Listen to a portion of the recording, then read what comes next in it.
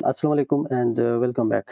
आज की लेक्चर में हम बात करेंगे एवरेज रेट ऑफ चेंज को कैलकुलेट करने का प्रोसेस। पिछले क्लास में हमने एवरेज रेट ऑफ चेंज को डिस्कस किया था कि ये एक्चुअल में होता क्या है, और आज इसके ऊपर हम थोड़ा क्वेश्चंस करेंगे ताकि ये चीज़ आप लोगों को मज़ीद क्लियर हो जाए और इस हवाले से हमें पता चले कि ये प्रैक्टिकल लाइफ में हम कहाँ-कहाँ पे यूज़ कर सकते हैं।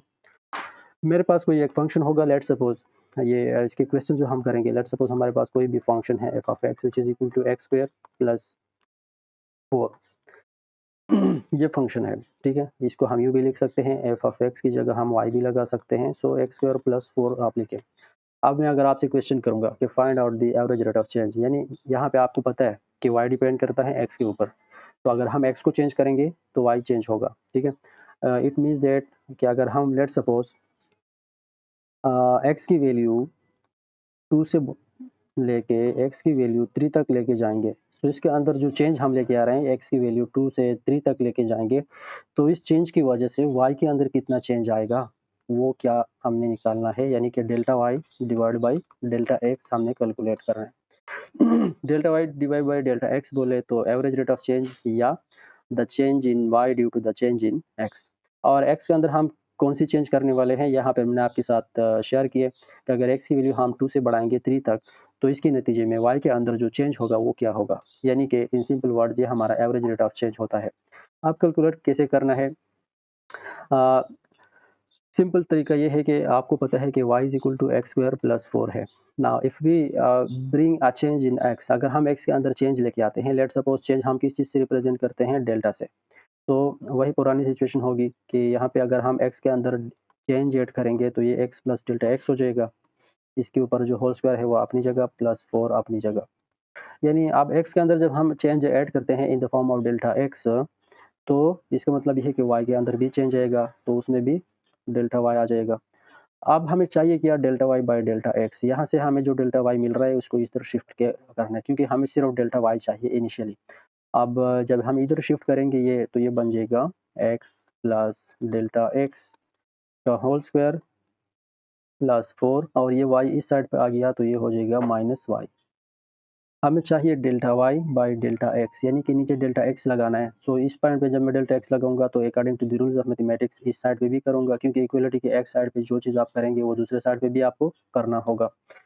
तो इसलिए मैं कहता हूँ कि dividing both sides by delta x, तो ये इस तरह हो जाएगा delta y divide by delta x, और इस साइड पे भी x प्लस डेल्टा x का होल स्क्वायर, और प्लस 4, और ये माइनस y किस चीज़ के बराबर थी? यहाँ पे अगर आप देखें तो y is equal to x square plus 4, तो हम y की जगह वो वैल्यू लगाएंगे एक्स स्क्वायर प्लस 4 की, ताकि हम आगे इसको सिंप्लीफाई कर सकें। तो ये भी हमने साथ-साथ कर दिया। दोनों साइड्स को हमने डेल्टा वाई एक्स के ऊपर डिवाइड किया, तो इधर भी डेल्टा एक्स आ गया, इधर भी डेल्टा एक्स। बाकी जो कुछ था एज़ इट इज़ हमने यहाँ पे पेस्ट किया है। वाई की वैल्यू हमने सिर्फ पुट की है एक्स स्क्वायर प्लस 4, क्योंकि यहाँ पे हमने एक्स स्क्वायर प्लस 4 के बराबर वाई ली थी। अब थोड़ा इसको सिंप्लीफाई करते हैं। Delta y divide by delta x आपके पास आ गया। ये आपके पास बन रहा है फार्मूला, यानी कि ए प्लस बी होल स्क्वायर का फार्मूला अगर आपको याद है, 5वीं छठी जमात में आप लोगों ने पढ़ा होगा, A square plus B square plus 2ab के बराबर होता है। तो इसको अकॉर्डिंग टू दैट फार्मूला हम एक्सपेंड करेंगे, तो x square plus delta x का square plus 2 into x plus x into delta x आ जाएगा, ठीक है? और ये प्लस 4 अपनी जगह, ये माइनस इस ब्रैकेट के अंदर मल्टीप्लाई होगा तो माइनस एक्स स्क्वायर और माइनस 4, और नीचे डिवाइड बाई डेल्टा एक्स आ गया। देखें इसमें आप सिंप्लीफिकेशन कैसे कर सकते हैं? सिंप्लीफिकेशन ये है कि आप यहाँ पे प्लस एक्स स्क्वायर है, यहाँ पे minus x square cancel out कर जाएंगे, ये प्लस 4 और ये माइनस 4 कैंसिल आउट कर जाएंगे। इधर क्या बचेगा? डेल्टा एक्स का स्क्वायर जमा 2x प्लस डेल्टा एक्स, यानी कि delta y by delta x is equal to delta x का स्क्वायर और plus 2 into x into delta x divide by delta x. ऊपर अगर आप देखें तो इसमें डेल्टा एक्स कॉमन आ रहा है, यहाँ भी डेल्टा एक्स 2 है और यहाँ डेल्टा एक्स 1 है, तो इसमें से आप डेल्टा एक्स कॉमन करेंगे तो बचेगा क्या? यहाँ पे एक डेल्टा एक्स बचेगा क्योंकि स्क्वायर है, और यहाँ पे डेल्टा एक्स कॉमन है तो फिर 2x बचेगा।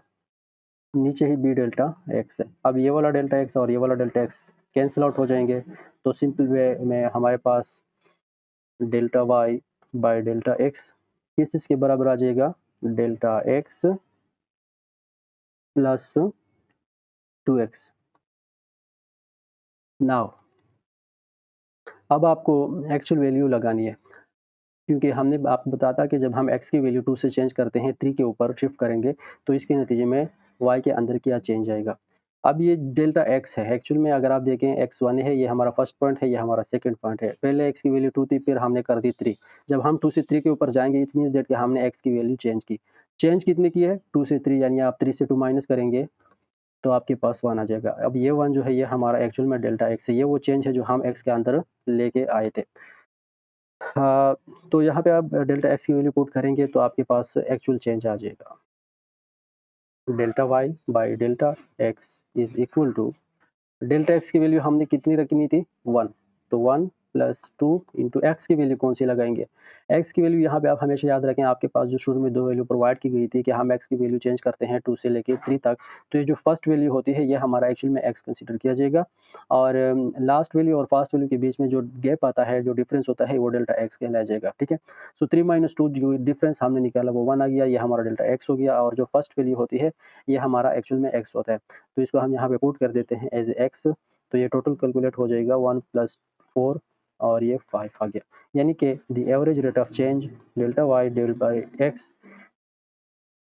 ये हमारे पास कितना आता है? ये हमारे पास 5 आता है। तो इस पूरी क्वेश्चन का मतलब क्या निकला? इसका मतलब ये निकला कि अगर हमारे पास किसी भी पॉइंट के ऊपर, फॉर एग्ज़ाम्पल यहाँ पे इस फंक्शन की वैल्यू हमने कैलकुलेट की है x इज़ इक्वल टू 3 के ऊपर, ठीक है? और x इज़ इक्वल टू 3 के ऊपर अगर आप कैलकुलेट करें रफली, तो 3 square 9 plus 4 is equal to 13 बन जाएगा। अब अगर हम x की वैल्यू 1 बढ़ाएँगे ना, 3 से लेके 4 करेंगे, तो मैं डायरेक्ट आपको बता सकता हूँ कि इसमें y के अंदर कितना चेंज आएगा। ये एक्चुअल में अभी y की वैल्यू है, तो चेंज जो आना है वो आपके पास 5 मज़ीद ऐड होगा इसमें। तो इसका मतलब ये है कि फिर 18 बनेगा। अगर मैं x की वैल्यू डायरेक्ट यहाँ पे क्या लगा दूँगा, x की वैल्यू मैं रखूँगा फॉर एग्ज़ाम्पल 3 से हम बढ़ाएँगे 5 की तक, ठीक है? तो इसका मतलब ये कि हम जो चेंज लेके आ रहे हैं वो 2 के बराबर है। आप 2 के बराबर है, तो यहाँ पर आप 2 माइनस कर दें, मल्टीप्लाई कर दें, तो इसका डायरेक्ट वैल्यू आ जाएगा 26 आ जाएगा। तो इस तरीके से x के अंदर होने वाले चेंज की वजह से y के अंदर आने वाला चेंज आप एडवांस में कैसे कैलकुलेट करेंगे, इसके लिए हम एवरेज रेट ऑफ चेंज का ये वाला प्रोसेस यूज़ करते हैं। एक दूसरा क्वेश्चन देखते हैं इस हवाले से, और वो रियल लाइफ क्वेश्चन है। फॉर एग्ज़ाम्पल एक फंक्शन है हमारे पास a is equal to pi r square. अब अगर आपको याद हो, आपने थोड़ा बहुत ज्योमेट्री पढ़ी है, तो ये एक्चुअल में फार्मूला है for the area. Area represents the area, और पाई आर स्क्वायर से हमें पता चलना चाहिए कि ये फार्मूला क्या कैलकुलेट करता है? Area of the circle. ये सर्कल है, और इसके अंदर कितनी जगह आ रही है, इसको हम एरिया कहते हैं। सो किसी भी सर्कल की अगर आपने एरिया एरिया कैलकुलेट करनी है, तो आप ये वाला फार्मूला यूज़ करेंगे। इसी फार्मूले के अंदर आप देख सकते हैं कि आर क्या रिप्रेजेंट करेगा? Radius of that circle. क्या रिप्रेजेंट करेगा? रेडियस। और रेडियस आपको पता है कि from the centre to the circumference of the circle जो डिस्टेंस बनती है, इसको हम रेडियस कहते हैं। तो फॉर एग्जांपल हमारे पास कोई सर्कल है जिसकी रेडियस है शुरू में 1 मीटर है, या 1 फुट है, या 1 सेंटीमीटर है, r इज़ इक्वल टू 1 है, ठीक है? और इस r को अगर हम चेंज करेंगे, for example r is equal to 1 से लेके हम इसकी थोड़ा बढ़ाते हैं r इज़ इक्वल टू 3 तक। तो r के अंदर जो चेंज होगा वो डेल्टा r से रिप्रेजेंट किया जाएगा, और ये एक्चुअल चेंज किस चीज़ के बराबर होगा? 3 माइनस 1 इज़ इक्वल टू 2 के बराबर। यानी रेडियस हमने कितनी चेंज की? 2 यूनिट्स। अब अगर वो मीटर में है, तो ये फुट में है, सेंटीमीटर में, इट डिपेंड्स ऑन आप किस तरह इसको कैलकुलेट करते हैं। ये जो चेंज है, ये पॉजिटिव चेंज है। हमने r की वैल्यू बढ़ाई 1 से 3 तक, मतलब अगर हम सर्कल बड़ा करेंगे, ठीक है? लेट्स सपोज़ ये जो सर्कल आपको नज़र आता है, ये in the result of 1 radius है। अब in the result of radius 3 होगा, तो ये सर्कल इस तरह बनेगा, कुछ बड़ा हो जाएगा। ये जो डेल्टा x हम यहाँ या डेल्टा r कर रहे हैं, इस डेल्टा r के नतीजे में एरिया के अंदर कितना चेंज आ रहा है, ये चीज़ अगर हम कैलकुलेट करते हैं, तो ये हमारे लिए ये फ़ॉर्मूला करेगा। ठीक है?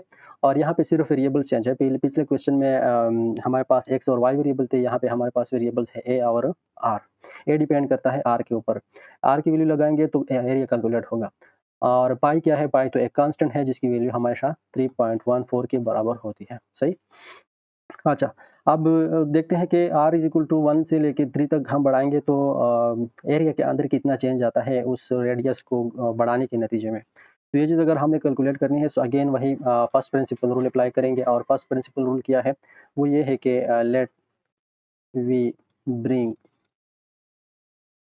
चेंज इन आर, यानी कि डेल्टा आर ऐड करते हैं तो ये कुछ इस तरह होगा, pi into the r plus delta r, square अपनी जगह।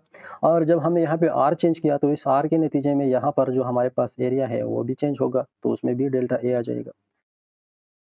हमें निकालना है the change in area of the circle due to the change in radius of the circle, यानी कि delta A by delta r हमने कैलकुलेट करना है। समझ आ रहा है बात का?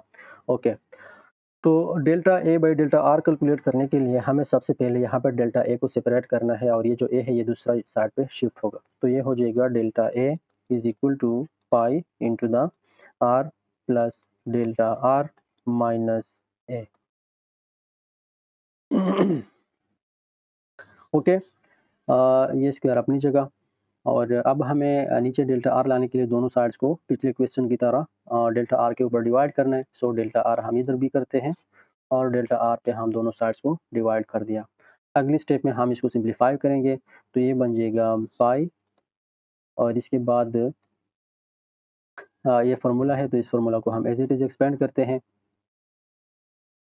Square of first plus square of second यानी कि डेल्टा आर का स्क्वायर और plus 2 into r into delta are.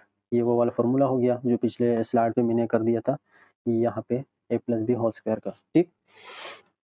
और नीचे माइनस यहाँ पे है और यहाँ पे क्या है ए। अब ए की वैल्यू हम लगाएंगे तो ये माइनस पाई आर स्क्वायर हो जाएगा, क्योंकि ए बराबर है पाई आर स्क्वायर के, तो ये भी हो जाएगा पाई आर स्क्वायर। और नीचे आपको पता है कि नीचे क्या है, डेल्टा आर। इसको मज़ीद कैलकुलेशन की तरफ लेके जाते हैं और सिंप्लीफाई करेंगे तो डेल्टा ए बटा डेल्टा आर हमारे पास बराबर आ जाएगा किस चीज़ के, ये आप देखें, ये पाई जो है इसके अंदर हम मल्टीप्लाई करेंगे तो ये हो जाएगा पाई आर स्क्वायर प्लस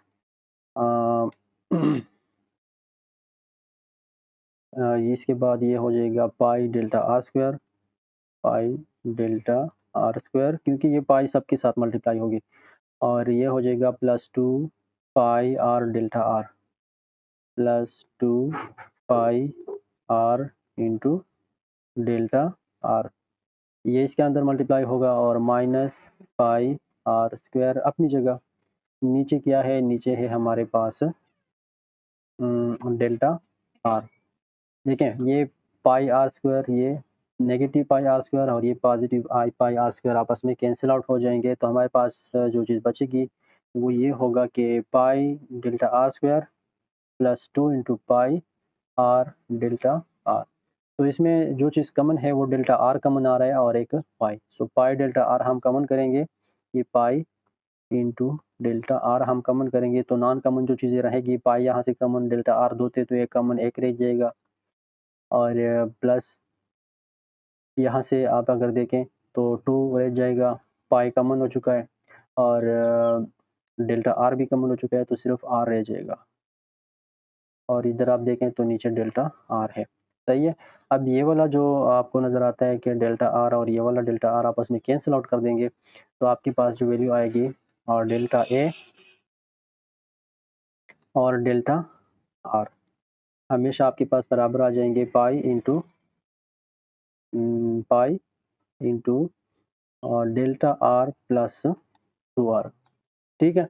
अब इसके अंदर आप वैल्यूज़ पुट करें तो वैल्यूज़ मैंने आपको बताई थी कि डेल्टा आर की वैल्यू कितनी बनती है, यहाँ पे 2 बनती है, तो ये हो जाएगा 2 प्लस 2 इंटू आर की वैल्यू कितनी बनती है 1, फर्स्ट वैल्यू जो होती है वो हमारा आर कहलाएगा, तो ये हो गया अपनी जगह। और इसके बाहर जो है मल्टीप्लाई हो रहा है ये पाई बोले तो 3.14 delta A by delta are, final value जो आपके पास आएगी वो होगी 3.14 into 2 plus 2 2 plus 2 into 1 2 2 plus 2 4, तो यानी कि 3.14 इंटू 4, ये मल्टीप्लाई होंगे आपस में। अब आपके पास कैलकुलेटर होगा तो कैलकुलेटर से अगर आप इस चीज़ को कर देते हैं 3.14 मल्टीप्लाइड बाई 4 को, तो आपके पास जो वैल्यू आएगी वो आएगी 12.56, यानी कहने का मतलब ये है कि अगर हम r की वैल्यू यानी radius of this circle 2 units बढ़ाएंगे तो इसके नतीजे में एरिया कितना बढ़ेगा 12.56 स्क्वायर मीटर।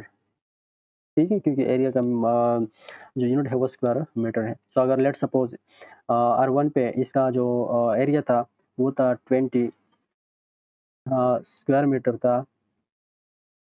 ठीक है, तो अब अगर हम r को 3 तक बढ़ाएंगे यानी इसके अंदर जो चेंज लेके आएंगे वो 2 के बराबर होगा, तो इसमें एरिया के अंदर कितना चेंज आएगा वो 12.56 होगा, यानी कि 12.56 इसमें मज़ीद ऐड हो जाएगा और इस तरह टोटल एरिया जो हमारे पास होगा वो 32.5 मीटर स्क्वायर बन जाएगा।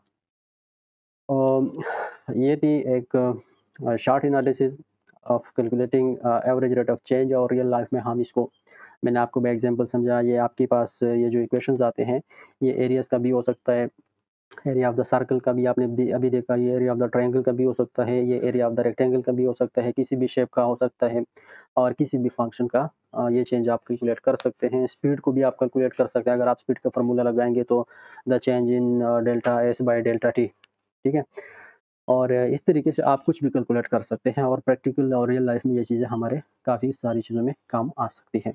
अब एक चीज़ आप लोगों के लिए मैं एज़ ए होमवर्क छोड़ देता हूँ और ये चीज़ आप प्रैक्टिस कर लें और मुझे फिर आपने कमेंट सेक्शन में बताना है कि इसका आंसर क्या बनता है। क्वेश्चन मैं आपको दे रहा हूँ, ये एक इक्वेशन है s is equal to 2t square minus 5t plus 7 और ये आप देखें तो ये एक स्पीड का इक्वेशन है। स्पीड ऑफ समथिंग रिप्रेजेंट करता है, एस रिप्रेजेंट द स्पीड और आपको पता है कि इसकी स्पीड का फार्मूला क्या है मीटर पर सेकंड। ठीक है, तो अगर हम टाइम को चेंज करते हैं तो इस टाइम के नतीजे में डिस्टेंस में कितना चेंज होगा। अगर कोई चीज़ जा रही है किसी स्पीड के साथ तो लेट सपोज किसी एक स्पेसिफिक इंटरवल ऑफ टाइम के ऊपर उसकी स्पीड है let suppose 120 kilometre per hour. तो अगर ये इसी तरीके से जाता रहेगा और वो एक दूसरे पॉइंट तक हम लेके जाएँगे, लेट्स सपोज़ वो इंटरवल ऑफ टाइम तब 12:10 है। तो 12:10 से 12:20 तक ये जो चेंज इन टाइम आ रहा है, ठीक है? इस टाइम के नतीजे में वहाँ पे इसी स्पीड के साथ डिस्टेंस में कितना चेंज आएगा, या अगर आपने कैलकुलेट करना है, तो ये कैसे होगा? तो इस तरह के क्वेश्चंस हम डील करते हैं। और यही होता है जो मैप में के अंदर आप देखते हैं और गूगल मैप पे आप जाते हैं और देखते हैं कि जब आप एक लोकेशन सर्च करते हैं तो वो आपको एक प्रोबेबल वे देता है और वो जो प्रोबेबल वे होता है कि इस यहाँ से यहाँ तक जाने में बाइक पे कितना टाइम लगता है और ये चीज़ें एवरेज कैलकुलेशन होती है सारी चीज़ें और वो इस तरीके से चीज़ों को हैंडल किया गया होता है। पीछे इसके ऊपर जो लॉजिक बिल्ड किया जाता है और कोडिंग होती होती है और आर्टिफिशियल इंटेलिजेंस का यूज़ करते हुए ये सारे हम प्रैक्टिकल लाइफ में कहाँ पे किस तरीके से यूज़ करते हैं, यहाँ से आप अंदाज़ा लगा लें। ठीक है? तो ये जो आपको पहले से प्रेडिक्शन दी जाती है कि भाई यहाँ से आप इधर जाएँगे तो इतने टाइम में आप पहुँच जाएँगे। तो ये कैलकुलेशन कैसे होती है, ये इस तरह होती है कि आप ये पॉइंट एक पॉइंट देते हैं, अपना लोकेशन आपने ऑन किया होता है, उसका आपने कोऑर्डिनेट वो लेता है, फिर जो पॉइंट आप देते हैं वो दूसरा पॉइंट हो जाता है। तो इस पॉइंट से उस पॉइंट तक वो जो चेंज हम कैलकुलेट करते हैं, आप थोड़ा बहुत अंदाज़ा लगाइए, ठीक है? जैसे मैं आपको कह देता हूँ कि अब यहाँ पे अगर हम t की वैल्यू चेंज करते हैं 1 से 2, t की वैल्यू 3, तो t के अंदर जो चेंज है डेल्टा t जो कि हमारे पास 3 - 1 = 2 के बराबर है। इस टाइम के नतीजे में डेल्टा s कितना होगा, delta s with respect to delta t, ये आप कैलकुलेट करके मुझे बताएँगे और हमें कमेंट सेक्शन में आपने बताना है कि वो वैल्यू क्या आती है, ठीक है? और ये आप कर लें। होमवर्क एज़ ए होमवर्क मैं आपको दे देता हूँ और बिल्कुल वही स्टेप्स आपने फॉलो करने हैं जो मैंने अभी पिछले 1-2 क्वेश्चंस के अंदर किए। तो इस तरीके से आप इसको अंडरस्टैंड करें और जो इंटरेस्टिंग बात थी इसमें ये है कि वो आपको एवरेज वैल्यू जो मैंने आपको एक प्रैक्टिकल यूज़ बताई मैप्स के अंदर। आप काफ़ी सारी बार आपने यूज़ किया होगा कि मैं इस पॉइंट से उस पॉइंट तक जा रहा हूँ। फॉर एग्ज़ाम्पल मैं मैप में अपना लोकेशन ऐड करता हूँ तो वो मेरा एक पॉइंट लेता है। वो इसके लिए इस तरह होता है जैसे यहाँ पर हमारा T1 होता है। अब मैं कहता हूँ कि मैं जा रहा हूँ पेशावर, लाहौर या कहीं पे भी जा रहा हूँ, तो वहाँ पे वो ये हमारा जो है ना वो ये दूसरा पॉइंट होता है। तो इसके पीछे यही फ़ॉर्मूले यूज़ किए जाते हैं जो कि टोटल चेंज कैलकुलेट करते हैं कि अगर ये बंदा इस पॉइंट से इस पॉइंट तक जाता है तो ये कितना डिस्टेंस कवर करता है, ठीक है? तो समझाने का मतलब ये है कि जो चीज़ हम पढ़ रहे हैं इसका हमारी प्रैक्टिकल लाइफ़ में बहुत सारा यूज़ है, बट हमें पता नहीं है कि ये किस तरीके से हम यूज़ करते हैं और हम रूटीन में इन चीज़ों को हम यूज़ करते हैं और हम इससे फ़ायदा ले रहे हैं, ठीक? इसको आप लोग ज़रूर सीखें और कोशिश करें, इसके ऊपर सोचें कि हम अपनी प्रैक्टिकल लाइफ में ऐसे और कितनी इक्वेशंस हैं जो कि हम यूज़ कर सकते हैं और इसी मेथड को अप्लाई करते हुए ये हमारे लिए किस तरह हेल्प आउट हमें कर सकते हैं। आज तक के लिए इतना ही। एवरेज रेट ऑफ चेंज का मैंने आपको बताया कि एक्चुअल में है क्या, और इसकी क्वेश्चंस भी हमने थोड़ी बहुत सीख ली। अगली क्लास में इंशाल्लाह हम इंस्टैन्टेनियस रेट ऑफ चेंज के ऊपर बात करेंगे और उसको भी देखेंगे कि वो क्या होता है। तब तक के लिए मैं आपसे इजाज़त चाहूँगा। अल्लाह हाफ़िज़।